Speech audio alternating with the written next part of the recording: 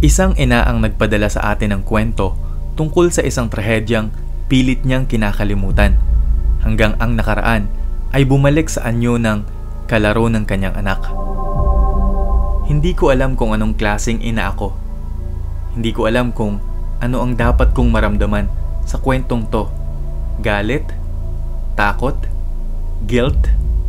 Pero isang bagay ang sigurado ako.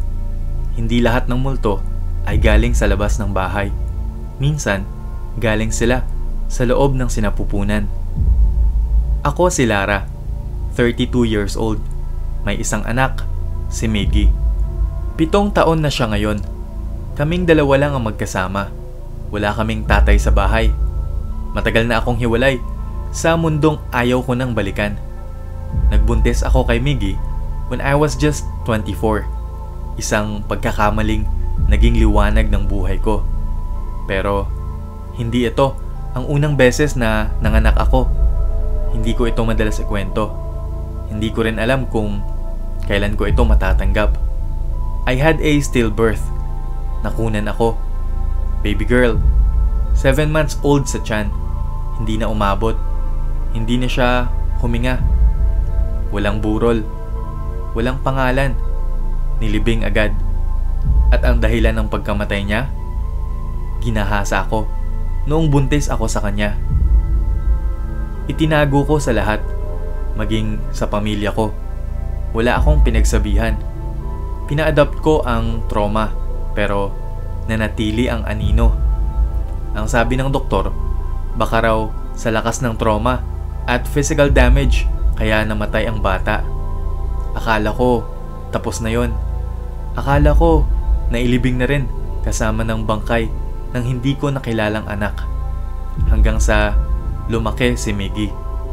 3 years old pa lang si Miggy, may sinasabi na siyang best friend daw niya. Siya si Ana, mama, sabi niya. Akala ko normal lang.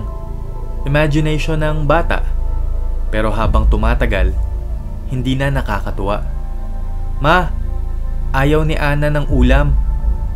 Ma, sabi ni Ana, wag daw akong pumunta sa school bukas. Ma, galit si Ana. Sabi niya, sinaktan mo siya noon. Napahinto ako. Sinaktan? Oo, sa tiyan mo. Sabi niya, tinapon mo siya. Pinagalitan ko si Miggy. Sabi ko, tigilan niya na yung Ana na yan. Pero lalong lumala. May mga araw na bigla na lang siyang umiiyak. Umiiyak siya sa sulok. Nagtatakip ng tenga. Sabi ni Ana, aalisin daw niya yung ilaw para matulog na lang ako habang buhay. Nag-brown out kami kinagabihan. Pero nakikita ko ang ibang bahay na may ilaw. Tanging bahay lang namin ang nawalan. Tumayo ang balahibo ko. Linggo kinabukasan. Nagpa-dedicate ako ng mass. Nagpa-bless na rin ako ng bahay.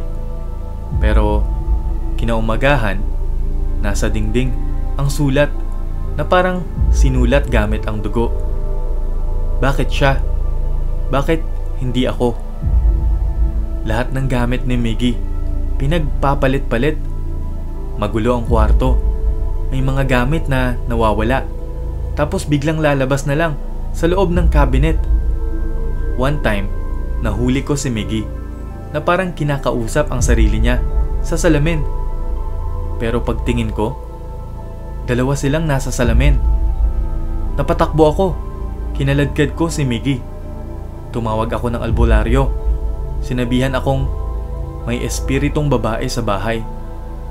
Sabi ng albularyo, bata raw. At may galit. Hindi siya multo ng iba, ineng. Sa'yo siya galing. Doon ko lang naalala. Sa loob ng 5 araw, bago ako manganak kay Miggy, na naginip ako ng bata. Babaeng umiiyak. Wala raw siyang pangalan. Wala siyang nanay. Nasa loob lang siya ng malamig na kahon. Akala ko panaginip lang.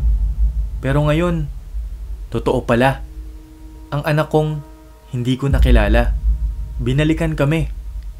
Hindi para makipaglaro, kundi para magtanong, Bakit hindi mo ako minahal, Mama?